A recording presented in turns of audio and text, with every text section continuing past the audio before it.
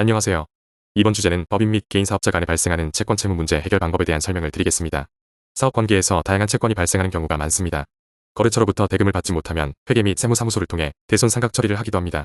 업종에 따라 다양한 거래 대금이 발생하는데 예를 들어 공사, 시공 대금, 각종 물품 대금, 제조, 제작, 개발, 기획, 대행 등이 일반적입니다. 사업적 관계에서 발생하는 거래 대금 때문에 하자 문제와 같은 분쟁도 빈번하게 생깁니다. 분쟁이 예상되는 경우 소송까지 진행되어야 하는 일이 발생할 수 있습니다. 이 상황은 사업적 관계를 유지하기 어렵게 만들고 갑을 관계가 드러납니다. 채권자가 갑의 위치에 있을 수도 을의 입장일 수도 있습니다. 상거래 채권에서 가장 중요한 점은 거래업체에 대한 정보를 충분히 아는 것입니다. 하지만 종종 그러지 못한 경우가 많은데 거래처가 대금을 계속 미루거나 일부만 지급하면서 변제기일을 지키지 않는다면 채무업체에 문제가 있다는 신호일 수 있습니다. 오랜 기간 거래했던 거래처라면 사정을 잘 알 수 있겠지만 그렇지 않은 경우도 많습니다. 채무법인 또는 개인 사업자는 드러나지 않는 채무가 많기 마련입니다. 금융거래를 통해 자금을 사용하는 기업이라면 기업 신용평가를 통해 현재 상태를 파악할 수 있습니다. 거래처의 경제 상황이나 대금을 주지 못하는 이유를 정확히 알기는 어렵습니다. 다른 업체와 연락하거나 소문으로 들을 수도 있지만 이것도 제한적으로 가능합니다.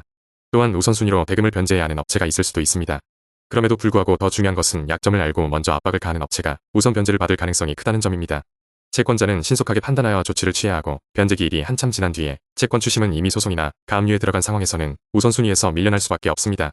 처음 거래임에도 불구하고 대금을 받지 못하는 경우도 적지 않습니다. 기본적인 조치를 반드시 취하고 변제기일이 지나면 바로 내용 증명을 보낸 후에도 변제가 이루어지지 않으면 소송이나 공정증서를 받아야 합니다. 타이밍을 놓치면 대금 회수가 더욱 어려워지고 시간이 지체될수록 더 어려워집니다. 채무업체가 사정이 좋아질 때까지 기다릴 수는 없으니 기본적인 권리 행사를 통해 대금을 받아야 합니다. 사업을 하는 동안 어떤 업체든 어려움을 겪기 마련이고 분쟁의 가능성이 없는 이상 대금을 쌓아두고 갚지 않는 업체는 거의 없습니다. 법적 조치와 강제 집행을 통해 강제적으로 회수할 수 있지만 관계를 유지해야 한다면 일부라도 먼저 받을 수 있는 방향으로 협의하는 것도 한 방법입니다. 처음부터 부분 변제도 하지 않는다면 빠른 조치를 통해 대금을 회수하여 우선순위 채권자가 되어야 합니다. 채무업체가 다른 곳에서 받을 대금을 제3채무자 업체를 통해 압류하는 방법도 생각해 볼 수 있습니다.